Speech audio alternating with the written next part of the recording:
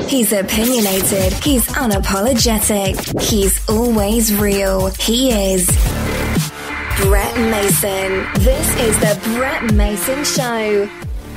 Welcome into another edition of the Liberty Report on the Brett Mason Show, where we discuss things liberty-oriented, politics, craziness like that, in the United States of America, and occasionally around the globe, but mostly I like to keep it America-centric, especially with the election season coming upon us, presidential campaign, and all that jazz. Thanks for listening. If you've subscribed to the podcast and you got here because you subscribed on iTunes, maybe you've subscribed on Stitcher, TuneIn app, the iHeartRadio app, or maybe just on YouTube.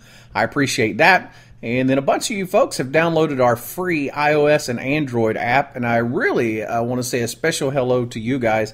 And all of those things, whether you're looking for the podcast to subscribe to or you're looking for the app in your app store or marketplace, you just search for Brett Mason Show, B-R-E-T-T, Brett Mason Show, and you can find us that way. And if you don't like typing stuff in and searching, you can just go to Brett-Mason.com. That's a dash in there, Brett-Mason.com/connect. And everything and every option available is there at a single mouse click for you. So we're going to be talking about Donald Trump today, election 2016. I think we're about a week away from the first Republican debate as of the recording of this podcast. And Donald Trump is leading in the polls and just surprising and shocking everyone. And so I decided to talk a little bit about that today. I want to make a disclaimer up front because I will probably say some glowing things about Donald Trump. So allow me to make clear up front that I have zero intention of voting for Donald Trump for president, either in a primary or the general election. However, I don't think he'll ever make it to a general election. But stranger things have happened. I could have. So let's talk a little bit about how Donald Trump has managed to capture the imagination of members of the Republican Party and why it has the press so flummoxed and they just don't understand it. A good example of this is the recent press conference that Trump had down on the border, and I believe that they were in Arizona or Texas. I could be wrong about that. But they were on the border, and he was talking about build a fence. That's his thing. That's been his thing for several years. He basically harps on two things, Donald Trump does. One is illegal immigrants, building a fence, stopping illegal immigration. And his other thing is the inequities in our trade agreement with China, how they manipulate currency, they benefit from our trade, and things like that. And they're completely destroying America economically. And that's really been his two big things. The general public, however, has latched on to the illegal immigration thing, and Trump is riding it quite wisely, I might add, to really high poll numbers. So at this press conference down on the border down there, Trump answered some questions, and he brings up a guy, and forgive me if I'm wrong about this, but I believe the guy was a mayor of the town there. And nevertheless, he was some ranking official. And Trump brings him up to the podium to say some words. And the guy says a few words. Some of them are complimentary to Trump, as he supports this or that. Then the press starts asking questions, and they're like, do you support building a wall down here? And the guy says, no, we don't need a wall. And he says some other things, but he's very adamant about there's no need for a wall down there. And the press continues to question or whatever. And then finally Trump gets back in.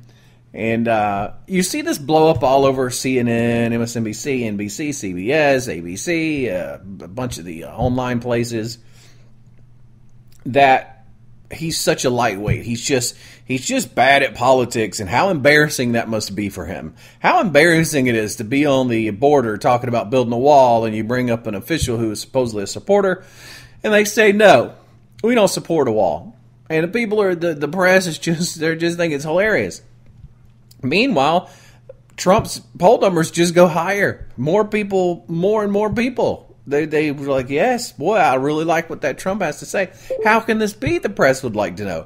How can something like this be happening? I can't even believe it. It's just beyond belief. So I'm watching this, and I'm like, I don't understand how they don't see what is appealing about that. Politics has become the structured, well-organized, well-oiled, well-planned machine that operates within a certain set of parameters that have been refined, honed, refined, improved upon, tweaked down through the decades till all the politicians look the same. They have a set way they operate. They have a list of usually 3 to 5 bullet points. That's what they're going to say no matter what you ask them. You can ask them what they think about the weather today, and they'll go, the weather's nice, but the real problem is starving kids in the inner cities who can't get a good education, or whatever their talking point is. So it doesn't matter what you ask them, they will pivot to a talking point. That's just what politicians do. Trump doesn't do that. Trump comes out and speaks freely. He doesn't have a script. He messes up. He misspeaks. He says things out of context. He comes back and corrects them. He doesn't speak in 10-second sound bites. And so, the press is just flummoxed. They're like, I don't know, how do you even report on a guy who doesn't give us sound bites? So to adequately say, show the people what he said or report, we'd have to do a 1.5-minute, 2-minute clip because he just went on. And well, we're not going to do that. So we'll just take half of what he said out of context and portray him in a bad light.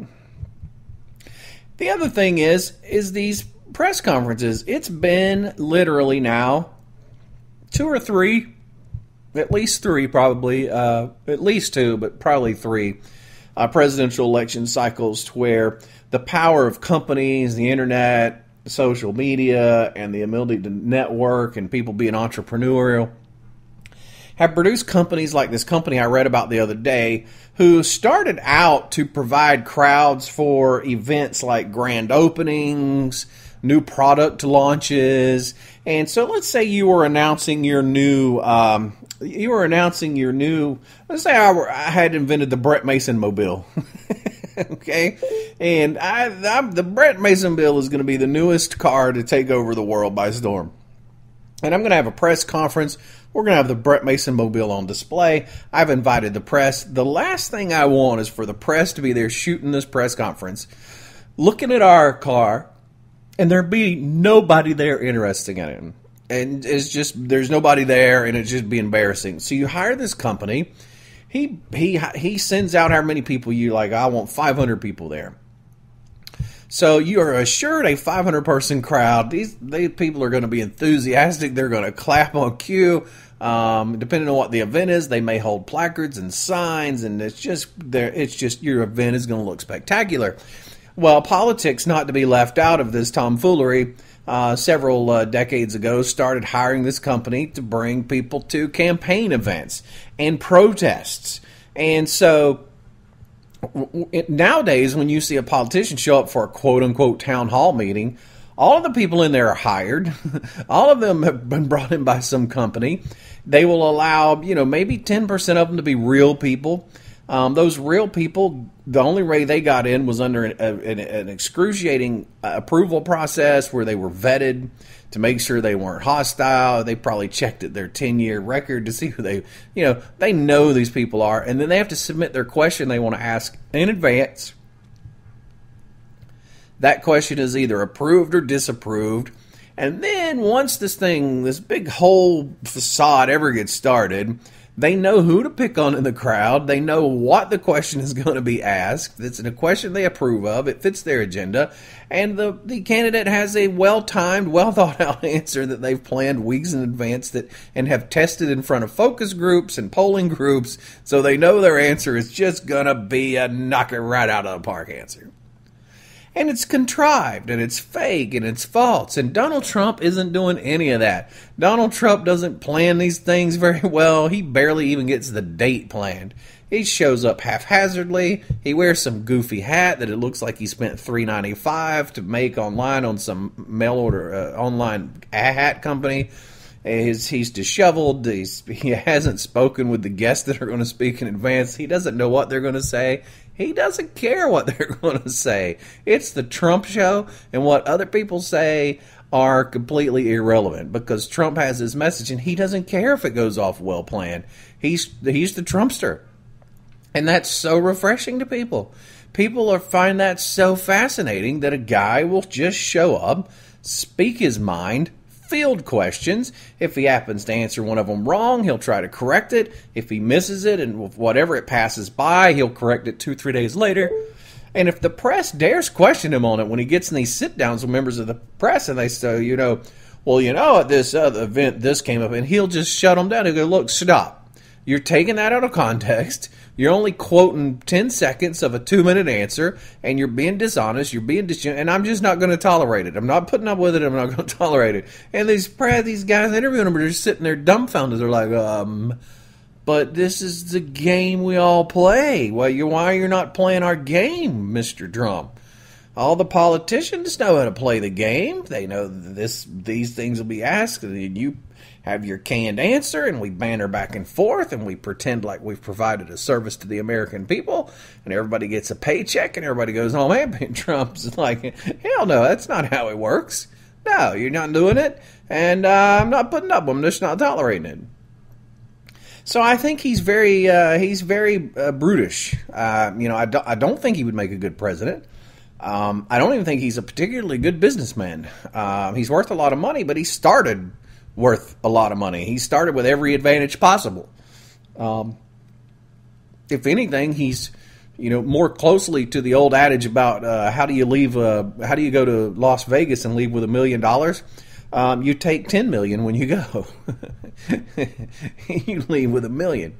It's pretty much the same thing. He started with everything, every advantage, with money, with the ability to make things happen, and So I'm not knocking him. Obviously, he probably knows a lot more about real estate and other things than I do because he's just been in it so long. But he's not this all-knowing, all-successful savant at business he claims to be. He's just not, and he's not even accurate about that. But he's just very brutish.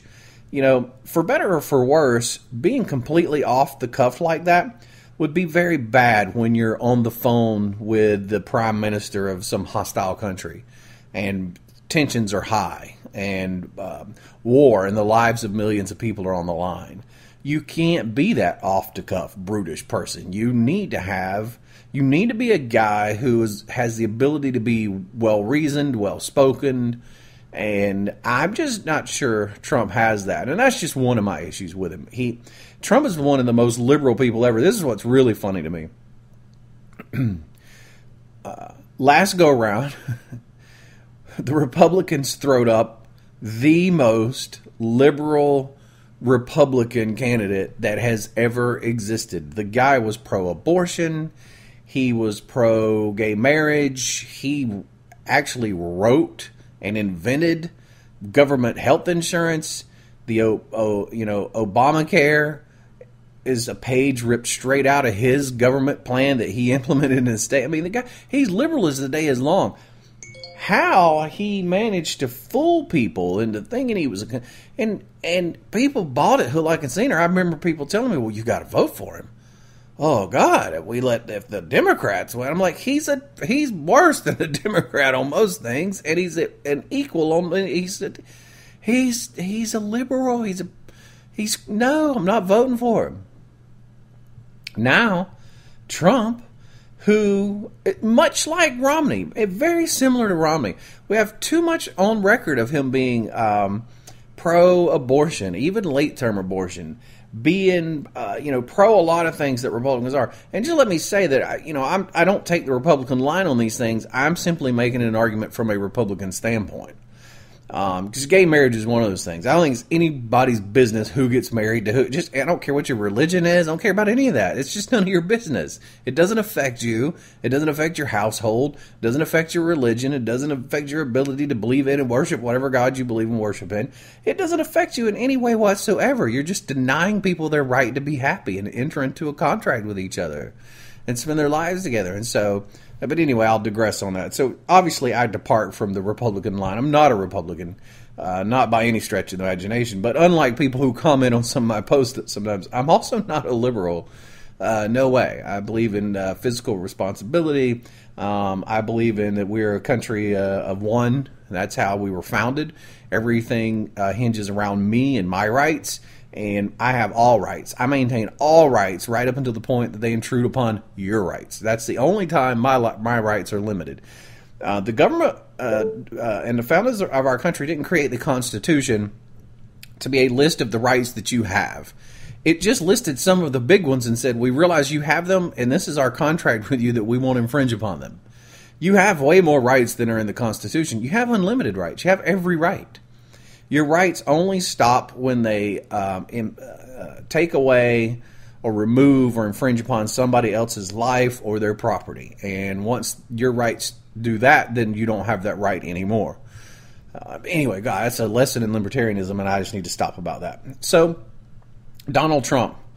Why are we confused? Why are we amazed? Why is anybody flummoxed that he's doing so well? He's so refreshing. People are just happy to see a guy who says what he's thinking.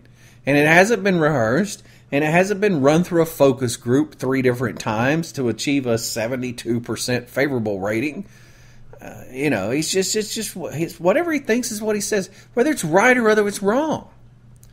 And the other politicians want everything they say to be right, to give the illusion that they're always right. Newsflash, nobody is ever always right. They just never are. And I think that's part of the big letdown when we elect these people who have so craftily managed to create this persona that seems like they just know the answer to everything. And then when they get in office, they just screw everything. They screw the pooch on everything. And you realize that they aren't right about everything. And if you had 5 seconds to think about it, we'd realize, well, there's no way they could be. Everything leading up to electing them was all a big facade. It was all a big show. It was a dog and pony show. It was staged in advance. It was something well crafted to make them look a particular way. A real person will be wrong and they will be right. But what they should always be is genuine as best they can be, honest as best they can be, and you should have some kind of feel for how they think, how they would react to certain situations, and so that I know that this is kind of what this person's about, and so I believe that in all these different areas that are important to me, he'll probably act in this kind of a way, even though he's liable to screw it up sometimes because he's human. Or she. Could be a she as well. So that leads us to the big question. The big final question. Can Trump, first, can he be the Republican nominee? And secondly, can he win President of the United States of America? We'll talk about it in seconds. Knowledge is sexy. This is the Brett Mason Show. So the big question is, can Trump be the Republican nominee? And could he win President of the United States of America? Well, the answer to that is very simple, and I don't have to think about it very long. The answer is absolutely not. First of all, he'll never get the nomination. The Republican committee and all the big Republican power brokers would never let that happen. And if you don't think that they have the power to control who their nominee is, I would remind you to look back at Ron Paul, who was a barn burner. Ron Paul was speaking from the cuff, very similar to Trump. And matter of fact, other than the actual words they were saying, which were quite different in some areas, how they said them were exactly the same. Ron Paul doesn't speak in sound bites. He has just never spoken in sound bites. And so when he explains something, it's going to take him 2 or 3 minutes. And it just drives the press crazy because they can't grab a 10, 15-second sound bite and throw it on the air and then vamp about it. And so they're very similar in that regard. They are outside the mainstream of what the party thinks, says, and does, even though, especially in the case of Ron Paul, and to some degree Donald Trump, their core values and beliefs are really what the Republican Party was traditionally about, and had been about, even though it isn't anymore. So Ron Paul's a barn burner, and not only did the Republican committee sabotage him, the press jumped on board either voluntarily or by coercion, and coercion wouldn't surprise me at all, to sink him. And you would see these polls come out about, who's leading in New Hampshire, and they would put a poll up, and it would be, the Golden Boy has got, 18% in first place. In second place is so-and-so with 8%, and then third place is some Joe with 6%, and fourth place is some Joe with 5%, and then in fifth place is Ron Paul with 17%. So your leader would be at 18%, Ron Paul would be at 17%, but they would put him all the way at the bottom of the graphic, and your second, third, and fourth place people would be people with like 5 and 6%. And so all these things happened, and they would discuss, you'd see them discussing, and they would be like, boy, that debate was huge. I mean, our debate polling shows that so-and-so won it, and in just a huge fashion. And but now one of those infamous clips where that Chris, what's his name from Fox, Chris whatever, he's like, and we shouldn't leave out and he brings up somebody that only had like 1 or 2%. It still leaves Ron Paul out. So I say that to say this. Donald Trump's competition isn't the Democratic Party. It isn't the Democratic nominee. It isn't getting people interested in his message or getting people to support him.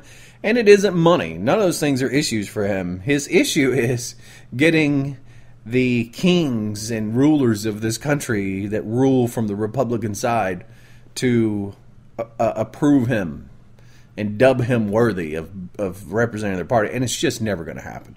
They will change rules. They will lie. They will cheat. They will do whatever they can to keep, because they just can't have it. They just can't have this guy in. He's not going to follow along. He's not going to play by the rules. He's not going to do their bidding.